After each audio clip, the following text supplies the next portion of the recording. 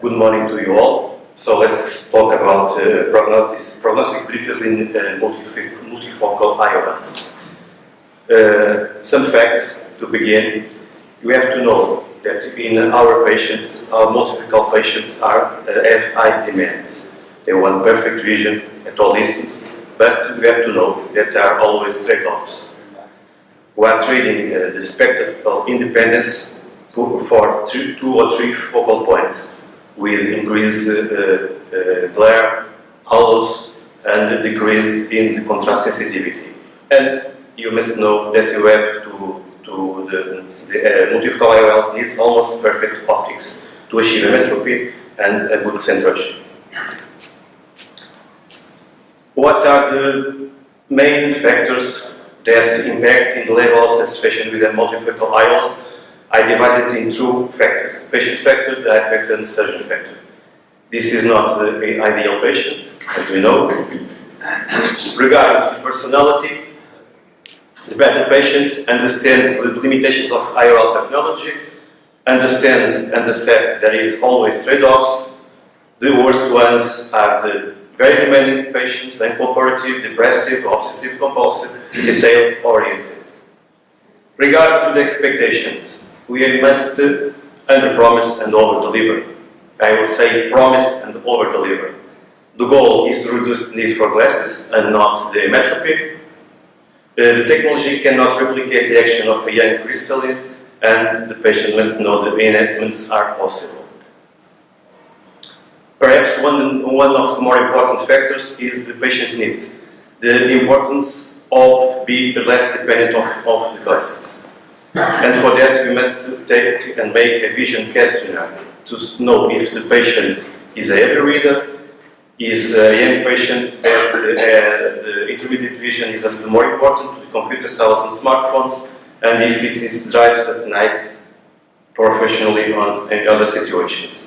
And the worst patients are patients that are happy with glasses, that are overcritical, over-demanding, who complains with multifocals or contact lenses that are not nice to the staff, talk to your staff. It is the patient is nice to you but can be not nice to the staff, with unrealistic expectations and a night drive. Regarding to the eye, some factors. The pupil is very important. A small pupil could be a bad pupil for our surgery because of periphery of the lens cannot be functioning with this pupil. A large pupil will have more halos and glare, and be careful with pupils with the colomomas or eccentric pupils. Very important to assess and treat dry eyes, that a dry eye will have a loss of contrast and increase in glare, and perhaps it's better to put a monofocal lens in these eyes. Very important also the astigmatism. You have to know your surgical induced astigmatism and have to treat it or take it in account. The posterior corneal astigmatism is very important also. We have to measure or estimate it with the correct formula. That must be near to plano. And when we don't know the posterior astigmatism, you can leave a little bit off with the rule astigmatism to compensate the posterior and to take in consideration the aging process of the cornea. The axial length is also critical to success. You must make an optical or immersion biometry. The best cases normally are the low aperopes. They see bad at near and distance, or they are always better with our surgery. Low myopes are frequently the worst patients because they see well at near and they have fixed focal near point.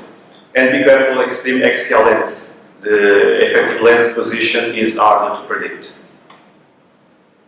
Be careful with pseudoexfoliations because of the lens instability at short and long term, the centration of the lens, and a possible tilting of the lens.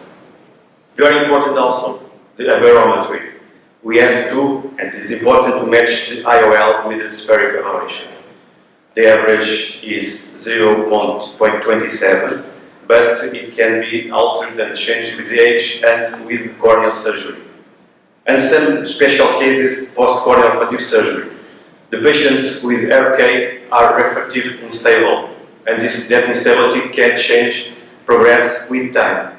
And they have to take it into account, and it's very, very difficult to match multifocal IOL in these patients. The aberrotic patients are bad cases also because of the negative spheric aberration that can be compensated with a multifocal IOL. We don't have a multifocal IOL with positive spheric aberration, and the progression is also possible. The post-myopic are better because they have positive spheric aberration that can be matched with a multifocal IOL, but we have to be very careful with biometry calculations because of the central corneal alteration of the curvature. You can't use that third formula, generation formula. We have to be very careful with that in calculation of the IOL. And can be refractive surprises are common. We have to talk to the patient and talk about possible enhancement post-op.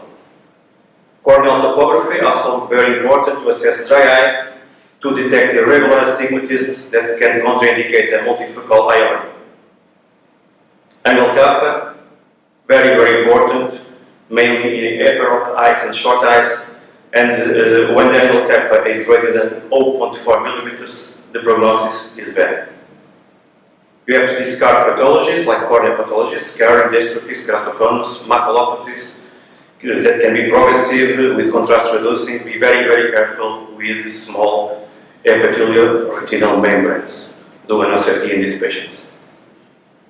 The glaucoma is a different case. We can operate a glaucoma patient well controlled without comatose damage, with a good counseling, and patients that want very, very, very much to eliminate the glasses. And one lens don't fit all, like in 50s or the 60s. This one was the first lens implanted. We have to match the sphericity of the lens with the cornea.